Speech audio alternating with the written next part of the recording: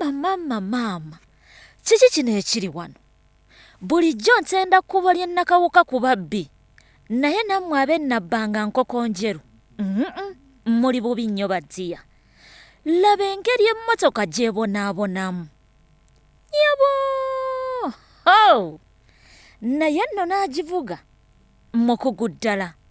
Kyokka ate n'abagirimu bennengera munda. Mwanattu nabo balina emitima. Kuba nze ku kyendaba wano. Nzeyo sigisigalamu. Butya neetulirika ekigwo. Ye ate bwesibira mu bisiko nkola ntya? Ntayi! Omukulu ow'okadda. Emmotoka ebonaabona eti nga naawe osonga.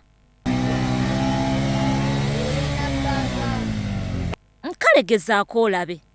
Gwate munnange tunaagamba ki? Bwekulemerera ng'ogisindika nga maanyi ga kifuba. Abange. Sooka oleke. Kino kiki kye ndaba? Zino si mbuzi. Ze basibye obukopo ku mimwa. Naye abalunzi temutudde. Kiki ekikukoza ekikolwa bwe kityo?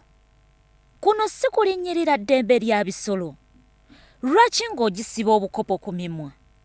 Kati singa efa, toggulwako ogw'obutemu gw'olowooza. Naye ate wandiba omutuufu.